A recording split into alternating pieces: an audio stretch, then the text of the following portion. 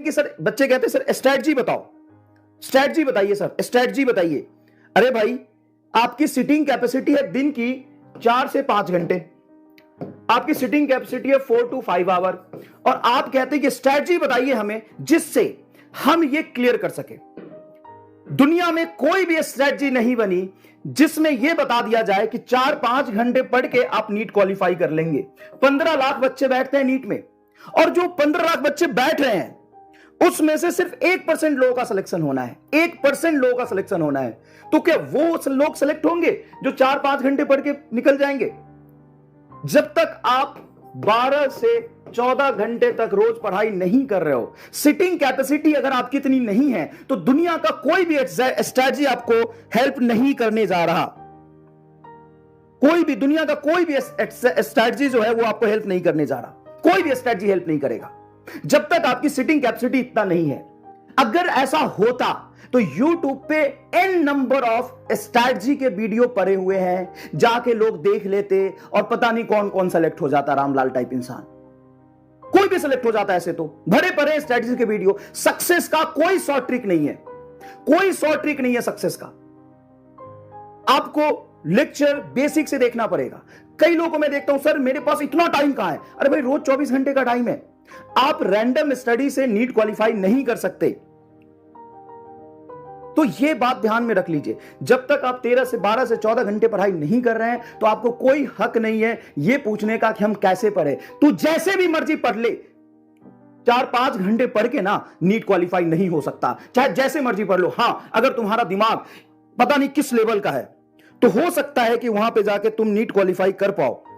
अगर तुम अलग लेवल पे तुम्हारा दिमाग चलता है तो हो सकता है 2-4% बच्चे होते होंगे सिलेक्टेड बच्चों में से जो 4-5 घंटे पढ़ के क्वालिफाई कर जाते होंगे।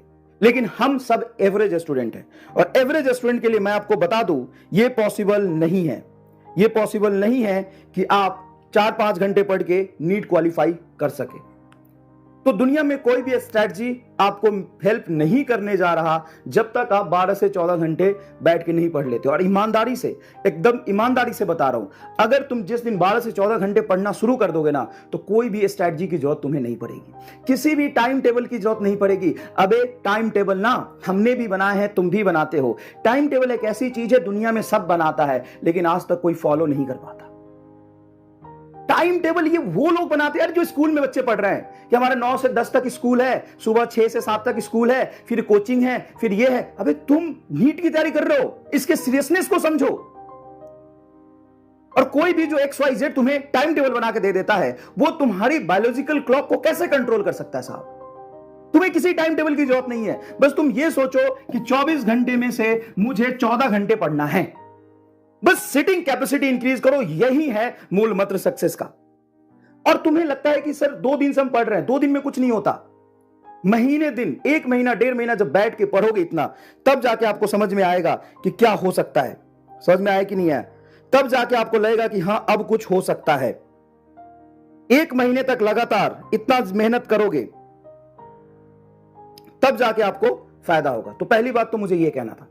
दूसरी बात, लोग कहते हैं सर हम कोशिश तो कर रहे हैं लेकिन हमें सर अपनी हेल्थ का भी ध्यान देना होगा। अरे सर हम इतनी घंटे कैसे पढ़ पाएंगे? सर इतना देर कैसे पढ़ पाएंगे? एक बात बताओ, जितने बच्चे भी पढ़ रहे हैं, नीट के 16 लाख बच्चे जो तैयारी कर रहे हैं, उसमें से 1% बच्चा तो ऐसा होगा ना, 1% बच्चा तो ऐसा होगा ना जो इतने घंटे पढ़ रहा होगा।